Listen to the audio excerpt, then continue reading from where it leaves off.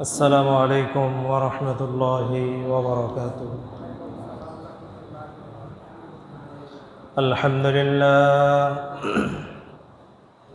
الحمد لله نحمده ونستعينه ونستغفره ونعوذ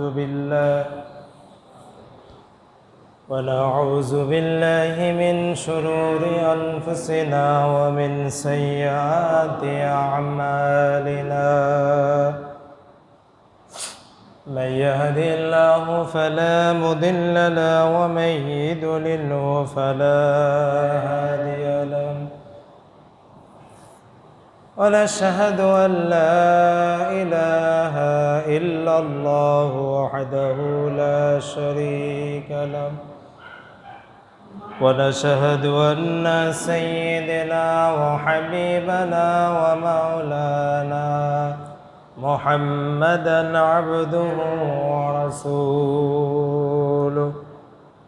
الذي أرسله بالحق بشيرا ونذيرا وداعيا إلى الله بإذنه وسراجا منيرا. فقد قال الله تعالى في كلامه المجيد والفرقان الحميد: أعوذ بالله من الشيطان الرجيم. بسم الله الرحمن الرحيم. يا أيها الذين آمنوا إنما الخمر والميسر والأنصاب والأزلام رجس من عمل الشيطان فاجتنبوه لعلكم تفلحون. وقال تعالى: إن الله وملائكته يصلون على النبي يا أيها الذين آمنوا صلوا عليه وسلموا تسليما.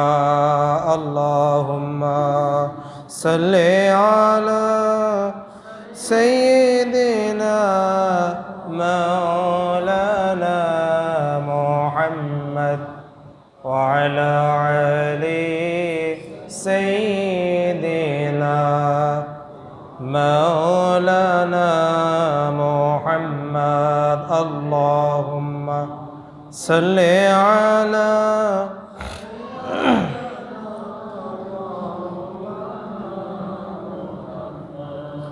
وعلى آل سيدنا مولانا محمد. আলহামদুলিল্লাহ, সমস্ত প্রশংসা সেই মহান রব্বুল আলামিনের জন্য যে আল্লাহ রব্বুল আলামিন পবিত্র জুমার দিন জুমার নামাজের জন্য পবিত্র স্থান মসজিদে আসার তৌফিক দান করলেন।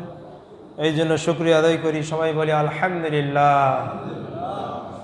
লক্ষ্য করি দরুদ বর্ষিত হক সেই মহান মানবতার মুক্তির দূত নবিকুল শিরোমণি রহমতের কান্ডারি বিশ্বনবী জনাবে মুহাম্মদ রাসূলুল্লাহ সাল্লাল্লাহু আলাইহি ওয়াসাল্লাম। সম্মানিত উপস্থিতি, গত সপ্তাহে আমরা আলোচনা করেছি অশ্লীলতা কি কি কাজকর্মের মধ্যে সমাজে, রাষ্ট্রে, পারিবারিক জীবনে অশ্লীলতা ছড়িয়ে পড়ে, সেই অশ্লীলতার কুফল সে সম্পর্কে আমরা কিছু আলোচনা করেছি। আমরা আলোচনা করেছি আমাদের দেশের যুব সমাজ, নারী পুরুষ সবাই অনেকেই পাপাচার কাজের মধ্যে, অশ্লীল কাজের মধ্যে ছড়িয়ে পড়ছে। কেউ পোশাকের মাধ্যমে, কেউ অভিনয় করে, কেউ বা অশ্লীল গান বলে, বিভিন্ন কাজকর্মের মধ্যে মানুষ অশ্লীল কাজের মধ্যে ছড়িয়ে পড়ছে। এবং এক শ্রেণীর মানুষ তারা একে অপরকে আবার অশ্লীল কাজের জন্য উৎসাহিত করে।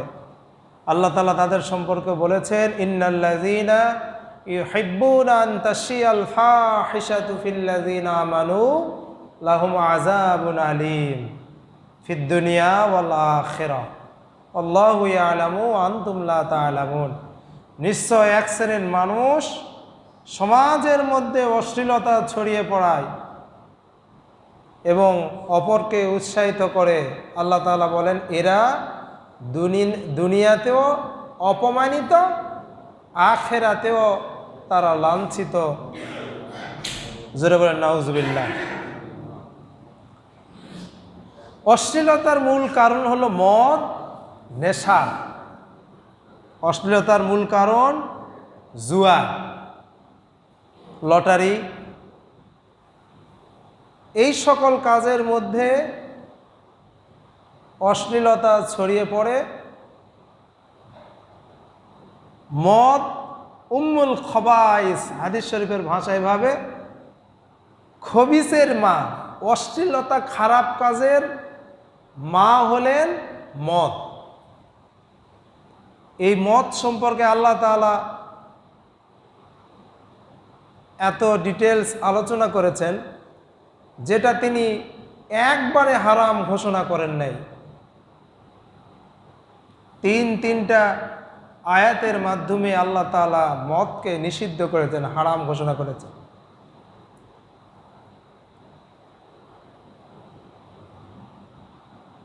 একজন মানুষ যখন মদ পান করে তখন তার মস্তিষ্ক ঠিক থাকে না। তখন আবল তাবল বলা শুরু করে, নিজের স্ত্রী, সন্তান, পিতামাতা, আপন জনকেও কি চিনতে পারে না। সমাজের মধ্যে এরকম লোক আপনারা হয়তোবা দেখেছেন। মদ যে কত প্রকার খারাপ, আল্লাহ তাআলা বলেন, ইয়াসআলুনাকা আনিল খামরি ওয়াল মাইসির কুল ফীহিমা ইসমুন কাবীরুন ওয়া মানাফিউ লিন-নাস ওয়া ইসমুহুমা আকবারু মিন নাফইহিমা। কিছু সাহাবী এসে রাসূলুল্লাহ সাল্লাল্লাহু আলাইহি সাল্লামকে জিজ্ঞাসা করে, ইয়া রাসূলুল্লাহ, মদ সম্পর্কে আমাদেরকে আপনি বলুন। তখন আল্লাহ তাআলা এই আয়াতে কারিমা নাজিল করে বলেন, হে নবী, আপনাকে মদ সম্পর্কে তারা জিজ্ঞাসা করে, আপনি বলে দেন, এই মদ, নেশা হলো জঘন্যতম একটি পাপ, নিকৃষ্টতম একটি পাপ, সবচাইতে বড় একটি পাপ। কিন্তু এর মধ্যে কিছু উপকারও আছে। মদ, জুয়া, এর মধ্যে কিছু কি আছে? উপকারও আছে। কিন্তু হে নবী, আপনি বলুন, উপকারের চাইতে অপকার, ক্ষতি বহু গুণে বেশি। এই আয়াতে কারিমা যখন নাজিল হলো, তখন যাদের ঈমানের পাওয়ার বেশি, যাদের জ্ঞানের গভীরতা বেশি, তারা রাসূল করিম সাল্লাল্লাহু আলাইহি সাল্লামের মুখে আয়াত শোনার পরে চিন্তা করলেন যে না, যে জিনিস উপকারের চাইতে ক্ষতি বেশি, সেই জিনিস থেকে আমাদেরকে দূরে সরে থাকতে হবে। ঠিক কিনা? সাহাবীরা বুঝতে পারলেন, জ্ঞানবান সাহাবীরা মদ থেকে তখন দূরে সরে রাখলেন। এবং আল্লাহ এই আয়াতের মাধ্যমে ঘোষণা করলেন যে মদ আর বেশি দিন কি থাকবে না, হালাল থাকবে না, অচিরেই এটা কি হয়ে যাবে, হারাম হয়ে যাবে। এভাবে অশ্লীলতা ছড়িয়ে পড়ার মূল কারণ হলো কি? নেশা, মদ।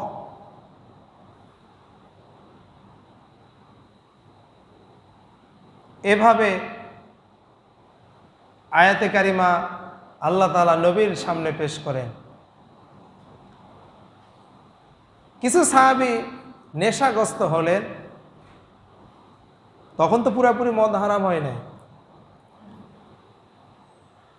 ওমর রাদিয়াল্লাহু তাআলা আনহু থেকে শুরু করে কিছু সাহাবী নেশাগ্রস্ত হয়ে মদ পান করে নামাজের মধ্যে দাঁড়িয়ে গেলেন। মাগরিবের নামাজ আদায় করছিলেন, এমন সময় সূরাতুল কাফিরুন ইমাম হয়ে তিনি তেলাওয়াত করলেন এবং সূরা পড়ার মধ্যে ভুল করলেন।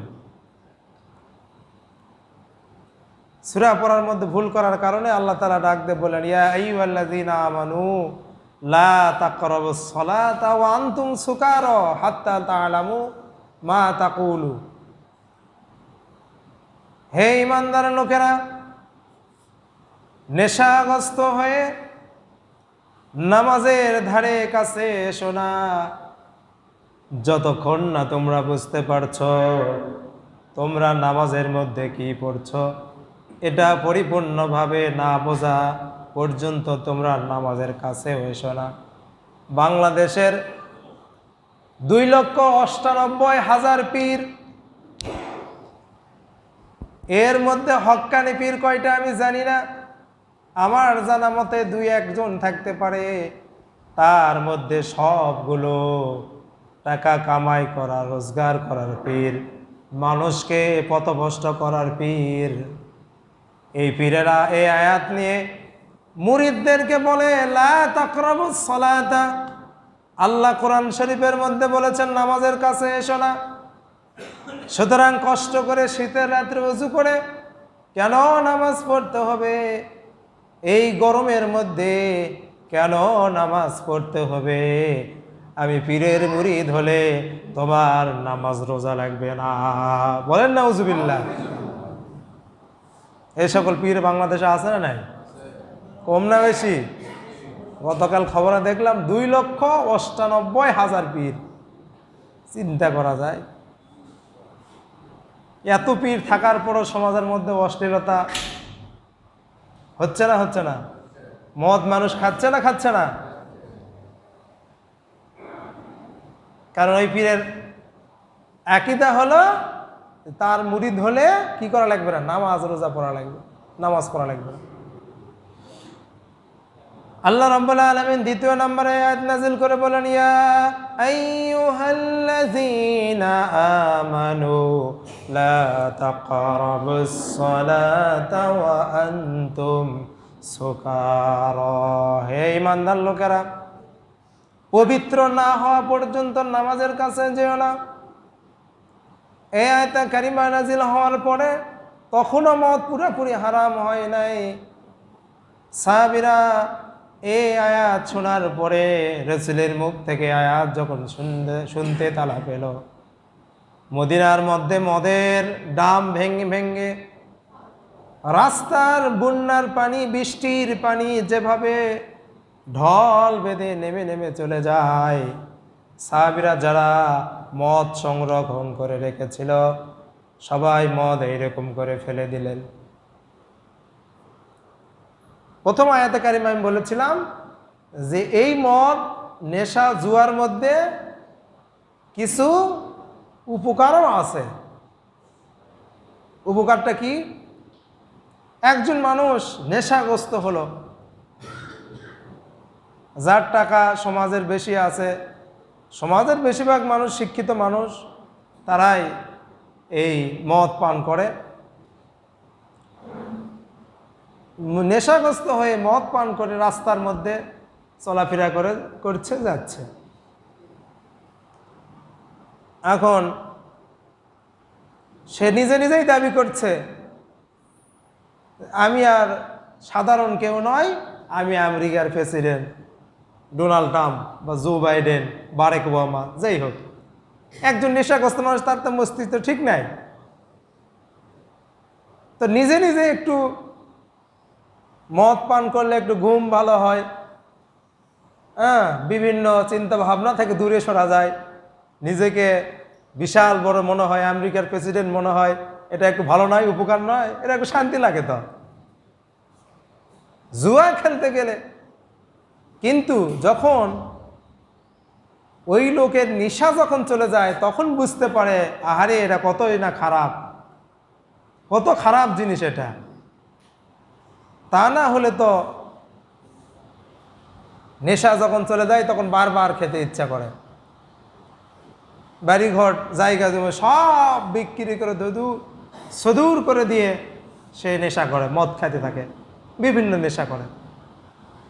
মাদক দ্রব্য নিয়ন্ত্রণ একটি অফিস আছে আমাদের দেশে, এটা নির্মল অফিস, মন্ত্রণালয় থাকা দরকার ছিল, নিয়ন্ত্রণ রেখে দিয়েছেন। প্রতি বছরে মাদক দ্রব্য দিবস পালন হয়, সেখানে 22 প্রকার মদের নাম ছিল। কয় প্রকার? 22 প্রকার নাম, যেগুলো নাম আপনি বুঝতেই পারবেন না। সর্বশেষ যে একটি নাম দিয়েছে তারা, আমাদের জন্মদাতা পিতা, আমরা কি বলে থাকি? বাবা বলে থাকি, আব্বা বলে থাকি। এই মদের নাম শুদ্ধ দিয়েছে তারা বাবা। নাউজুবিল্লাহ, জোরে কোন। এই বাবার নাম দিয়েছে তার মদ। সেগুলো নাম বললাম না। জুয়া খেলার মাধ্যমে কিছু উপকারও আছে। জুয়া খেলতে খেলতে একদিন টাকা পয়সা জিতে অনেক টাকার মালিক হওয়া যায়, কিন্তু উপকারের চাইতে ক্ষতিটা কি বেশি। এর নেশা এতই বেশি, খেলতে খেলতে ঘরের যাই জিনিস যা আছে সব বিক্রয় করে, তাও তার খেলা ছাড়ে না, ঠিক কিনা? সুতরাং এই অশ্লীলতার মূল কারণ হলো নেশা, মদ, এগুলো আল্লাহ হারাম করে দিয়েছে, হারাম, এগুলো চলবে না। তৃতীয় নম্বরে আল্লাহ রাব্বুল আলামিন বলেন, ইয়া আইয়ুহাল্লাযীনা আমানু ইন্নামাল খামরু ওয়াল মাইসিরু ওয়াল আনসাবু ওয়াল আজলামু রিজসুম মিন আমালিশ শাইতান ফাজতানিবুহু লাআল্লাকুম তুফলিহুন। আল্লাহ ইমানদারকে ডাক দিয়ে বলেন, এই ইমানদারের লোকেরা, মদ, জুয়া, লটারি, প্রতিমা বানানো, এগুলো তোমাদের জন্য পূর্ণভাবে হারাম ঘোষণা করা হলো। এগুলোর আশেপাশে তোমাদেরকে যাওয়া যাবে না। যখন পূর্ণভাবে মদকে হারাম ঘোষণা করা হলো, মদিনার মধ্যে মদের থই থই শুরু হয়ে গেল। সাহাবীরা মদ ফেলে দিলেন। আর সেই যুগের মদ ছিল খেজুরের রস বের করে পচাইয়া তারা মদ তৈরি করতে। ভাতের মার যেটাকে আমরা বলি, যে পানিটা হয়, এই পানি সংরক্ষণ করে পচাইয়া মদ বানাতেন। আজকাল যুগের মতো ডিজিটাল যুগের আধুনিক মানের মদ ছিল না। গত ঈদে নওগাঁর মান্দা উপজেলার 3 জন যুবক নেশাগ্রস্ত হয়ে মদ পান করার কারণে এত বেশি মদ খেয়েছিলেন। একজনের বয়স ছিল 18 বছর, পত্রিকায় দেখলাম, আর একজনের বয়স ছিল 21 বছর, আর একজনের বয়স ছিল 17 বছর। এই 3 শ্রেণীর যুবক তারা মদ পান করে ইন্তেকাল করেছেন, মৃত্যুবরণ করেছেন। এত বড় মারাত্মক একটি জিনিস, এই 4টি জিনিসের ধারে কাছেও যাওয়া যাবে না। আল্লাহ তাআলা পূর্ণভাবে মদকে হারাম করলেন। হে ঈমানদার লোকেরা, তোমরা মদ পান করবে না, জুয়ার ধারের কাছেও যাবে না, প্রতিমা বানাবে না, প্রতিমার কাছেও যাবে না। আর লটারি, যেটা বাংলার জমিনের মানুষেরা মুসলমান হওয়ার পরেও লটারির প্রতি আকৃষ্ট আছে না নাই? যদি লাগিয়া যায় 10 টাকায় 20 টাকায় পালসার মোটরসাইকেল আছে না? এই জিনিসগুলো কি করেছেন আল্লাহ তাআলা? একবার হারাম করে দিয়েছেন। শুধু হারাম নয়, এগুলো শয়তানের অপছন্দনীয় কাজ তো বটে, শয়তানের পায়খানার সমতুল্য। আল্লাহ তাআলা কোরআনে আয়াত দিয়ে বলে দিয়েছেন শয়তানের নাপাকি মানে কি? শয়তানের পায়খানা। এই কাজগুলো কি শয়তানের পায়খানা। কথা শুনতেছেন তো? একজন যুবক তিনি নামাজি, একজন যুবক নামাজ পড়েন, দিন শিক্ষার জন্য রাস্তা দিয়ে বের হয়ে যাচ্ছেন। দেখেন মদ কত বড় ভয়ঙ্কর একটি জিনিস। দিন শিক্ষার জন্য রাস্তাতে যাচ্ছেন, হঠাৎ করে একজন সুন্দরী নারী সে চিৎকার করলো আর বলল, আমাকে বাঁচাও, আমি বিপদে পড়েছি, আমাকে বাঁচাও। ছেলেটি চিন্তা করলেন, একজন মহিলা বিপদে পড়লে তাকে তো অবশ্যই বাঁচাতে হবে, আমি পুরুষ মানুষ। মহিলাটি চক্রান্ত করে ছেলেটিকে ঘরের ভিতরে প্রবেশ করালো, ঢোকালো। এরপরও চিন্তা করলেন না, আমি কোনো বিপদে পড়িনি তোমার সঙ্গে খারাপ কাজ করার জন্য, আমি অভিনয় করে তোমাকে ঘরের ভিতরে ঢুকাছি। ছেলে চিন্তা করলেন, জেনা ব্যভিচার তো অনেক খারাপ বড় কাজ, আমি নামাজি একজন মানুষ, মাথায় টুপি আছে, দিন শিক্ষার জন্য বেরিয়ে গেছি, সুতরাং সুন্দরী মেয়ের লোভে পড়ে জেনা ব্যভিচার তো করা যাবে না, জেনা ব্যভিচার তো করা যাবে না, আমি এই কাজ করতে পারবো না। সুন্দরী মেয়ে বলে, দেখো আমার ঘরের মধ্যে প্রবেশ করেছ, মেয়ে মানুষের চক্রান্তর ভিতরে আপনি যদি পড়েন, সেখান থেকে সহজে বের হয়ে আসার কোনো উপায় নাই। যদি ঘর থেকে বের হন, কিছু না করলেও ওই মেয়ে আপনার উপর দোষ চাপিয়ে দিতেও পারে। বললেন, তিনটি কাজ তোমার আছে, এই তিনটি কাজের যে কোনো একটি কাজ করলে আমি তোমাকে ছেড়ে দিব। তিনটি কাজের মধ্যে হলো, হয় তুমি আমার সঙ্গে জেনা ব্যভিচার করবে, 2 নাম্বার হলো আমার একজন শিশু আছে, বাচ্চা দেখতে পাচ্ছ, হয় এই বাচ্চাকে হত্যা করবা, আর না হয় টেবিলের উপরে 1 পেয়ালা মদ রাখা আছে, এই মদ পান করবা। ছেলেটি চিন্তা করলো, জেনা ব্যভিচারের ধারে কাছেও তো আল্লাহ যেতে নিষেধ করেছেন, জেনা ব্যভিচার করা যাবে না। ওয়ালা তাকরাবুজ জিনা ইন্নাহু কানা ফাহিশা ওয়া সাআ সাবিলা। জেনা ব্যভিচার তো দূরের কথা, তার ধারে কাছেও যেও না, নিশ্চয় এটা একটা বড় ফাহিশা, অপছন্দনীয় পাপাচার একটি কাজ, তার কাছে যেও না। আয়াতের কথা চিন্তা করে ছেলে মনে করলেন, না জেনা ব্যভিচার করা যাবে না, আর শিশু হত্যা করা এটা তো জেনার চাইতো মারাত্মক পাপ, অবুঝ একদম শিশুকে কিভাবে হত্যা করব। সুতরাং মদ খাওয়া তো ছোট একটি পাপ, এই মদ খাই বের হয়ে যায়, তাও বাঁচা যাবে। এই চিন্তা করে যুবকটি মদ পান করলো।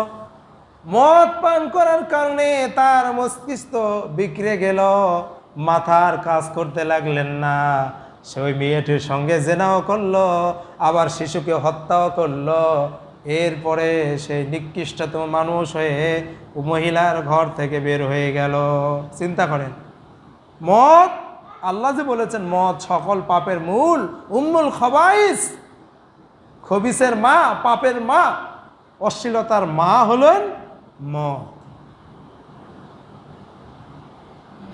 এই মদ পান না করলে যে কোনো একটি কাজ করতে পারতেন, কিন্তু মদ পান করার কারণেই 3টি কাজই সে করল। আল্লাহর নবী বলেছেন, যে ব্যক্তি মদ পান করল, তওবা না করে যে মৃত্যুবরণ করলো, আল্লাহ রাব্বুল আলামিন তার জন্য জান্নাত চিরতরে হারাম ঘোষণা করেছেন। যে ব্যক্তি মদ পান করবে, মদ পান করার পর তওবা না করে মৃত্যুবরণ করলে চিরতরে তার জন্য জান্নাত হারাম। মদ খাওয়া ব্যক্তির 40 দিন পর্যন্ত কোনো ইবাদত কবুল হয় না, 40 দিন পর্যন্ত ওযু করলেও তার শরীর পবিত্র হয় না, গোসল করলেও তার শরীর পবিত্র হয় না, 40 দিন পর্যন্ত তার শরীরে নাপাকি থেকে যাবে, তার রক্তের সঙ্গে মদ মিশে যাবে। এই মিশে যাওয়ার কারণে 40 দিন পর্যন্ত তার শরীর অপবিত্র থাকবে। সুতরাং মদ পান করা যাবে না। আল্লাহর হাবিব আরেকটা হাদিসের মধ্যে বলেন, যে ব্যক্তি মদ পান করলো, মদ পান করে যদি সে অসুস্থ হয় তাহলে তাকে তোমরা দেখতেও যেও না। যেখানে বেধর্মীর কথা বলা হয়েছে, প্রতিবেশী কোনো হিন্দু বৌদ্ধ খ্রিস্টান যদি হয় আর সে যদি অসুস্থ হয় প্রতিবেশী হওয়ার কারণে, তাকে তুমি দেখতে যেতে পারো। কিন্তু মদখোর ব্যক্তি মদ খাওয়ার পরে যদি অসুস্থ হয় তাহলে তাকে দেখতে যাওয়া যাবে না। মদখোর ব্যক্তি যদি কোনো প্রভাবশালী হয়ে থাকে তাহলে তাকে সালামও দেওয়া যাবে না। এমনকি মদ পান করার পরে ওই ব্যক্তি যদি মৃত্যুবরণ করে তার জানাজার নামাজও পড়া যাবে না। আল্লাহর নবী কঠোর ভাষায় এই সকল কথাবার্তা বলেছেন। মদখোর ব্যক্তির জন্য জান্নাত হারাম, মদখোর ব্যক্তির জন্য জান্নাত হারাম, মদখোর ব্যক্তির জন্য জান্নাত হারাম। তাহলে উপকারের চাইতে ক্ষতি বেশি না কম?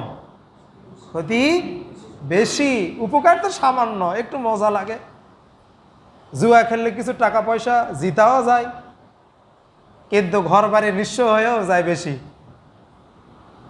লটারির মাধ্যমে 20 টাকার লটারি কেটে একজন বলতেছে আমি 20,000 টাকার নওগাঁতে হয়েছিল, ঢাকা বাস স্ট্যান্ডে পার করতে 20,000 টাকার লটারির টিকিট কেটে পেয়েছি একটা হটপট। কি পাইছে? তো এই হটপট তুমি জাদুঘরের মধ্যে তুলে নাও, যেখানে 1000-1200 টাকা হলেই পাওয়া যায়, সে জায়গায় তুমি 20,000 টাকা দেখিয়ে দিচ্ছিস। বাহ, তা কত টাকার খরচ! সে কি করেছে জানেন? মৃত ব্যক্তি মৃত মায়ের নামে লটারি কাটছে, যদি হয় বাবার নামে কাটছে, স্ত্রীর নামে, সন্তানের নামে, তার নামে, এমনকি আল্লাহর নামে কাটিছে। নাউজুবিল্লাহ মিন যালিক। আল্লাহর নামে কাটলাম যদি পাই। মানুষ কত বড় নিচে নামে চলে গেছে। আর সমাজের যুবক শ্রেণী, শুধু ছেলেরা নয়, মেয়েরাও, এক শ্রেণীর মেয়েরাও এই নিশার রাস্তা ধরে নিয়েছে, নিশাগ্রস্তভাবে তারা নিশার রাস্তা বেছে নিয়েছে। এই অশ্লীলতা ছড়িয়ে পড়ার মূল হাতিয়ার হচ্ছে মদ, নেশা, জুয়া। বড় বড় লোক দিনের বেলা দেখা যায়, মনে করেন খুব পীর সাহেব, খুব সুন্দর তার কথাবার্তা, চলাফেরা, চাই চলন, কিন্তু রাতের বেলা ক্যাসিনোর কাস্টমার। ক্যাসিনো বোঝেন? ক্যাসিনো তো আগে মানুষ বোঝেনি, মনে করেছিল ভালো একটা কি জিনিস। যখন প্রকাশ পেয়ে গেল যে না, এটা ভালো কোনো জিনিস নয়, এটা জুয়ার আড্ডাখানা, অশ্লীলতার আড্ডাখানা, তখন দেখা গেল সমাজের উঁচুতলার বড় বড় মানুষরা এর সঙ্গে জড়িত, তাদের মুখোশ খুলে গেল। সুতরাং আমার ছেলে মেয়েদের, যুবক তরুণ সবাই যারা এই রাস্তাতে আছে বা অগ্রসর হচ্ছে কোনো না কোনোভাবে কোনো খারাপ কাজের মধ্যে, এই রাস্তা থেকে ফিরে আসতে হবে।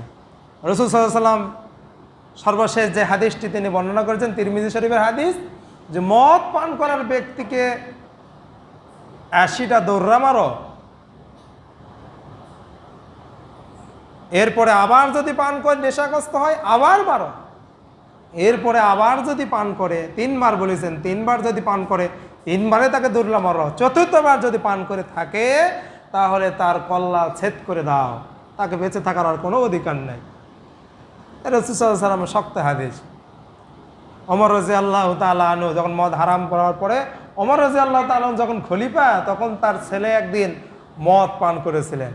সেই ছেলেকে কি করেছেন? বেতের আঘাত করে চিরতরে দুনিয়া থেকে বিদায় করে ফেলে দিয়েছিল। তারপরে আল্লাহর আইনের এক চুল পরিমাণে এদিক সেদিক যায় নাই। এই ঘটনা আপনারা অনেকেই শুনেছেন।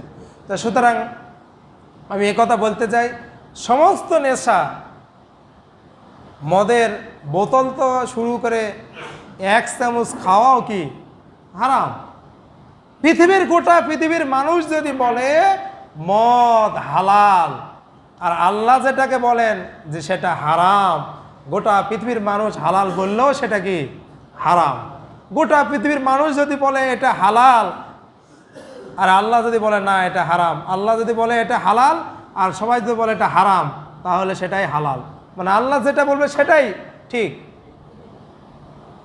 গোটা পৃথিবীর মানুষ যতই যা কিছু বলুক, আল্লাহ রাব্বুল আলামিন এই অশ্লীলতা থেকে, এই বেহায়াপনা থেকে আমাদেরকে হেফাজত করে বলেন আমিন। ইন্নাল্লাযীনা ইউহিব্বুনা আন তাশিয়াল ফাহিশাতু, এই আয়াতকে কারিমা আমি আপনাদের সামনে বলেছি। নিশ্চয় ফাহিশা, সমাজের এক শ্রেণীর মানুষের মধ্যে এই ফাহিশা কাজ ছড়িয়ে পড়ে। আল জান্নাতু হারামুন আলা কুল্লি ফাহিশা, এবং ওই ফাহিশা ব্যক্তির জন্য, নির্লজ্জ ব্যক্তির জন্য জান্নাত হারাম। তার মাধ্যমে অনেকেই ছড়ে পড়ে, তার থেকে অনেকের চোখের জেনা হয়, চোখ দিয়ে দেখলে চোখের জেনা হয়, কান দিয়ে শুনলে কানের জেনা হয়, শরীরের মনের ভিতর অনুভব করলে অন্তরের জেনা হয়, হাত দিয়ে ধরলে হাতের জেনা হয়, পা দিয়ে হেঁটে গেলে পায়ের জেনা হয় কি না? আল্লাহ আমাদেরকে তৌফিক দান করবে, আমিন। ওয়া আখিরু দাওয়ানা আলহামদুলিল্লাহি রাব্বিল আলামিন। কি বলবো?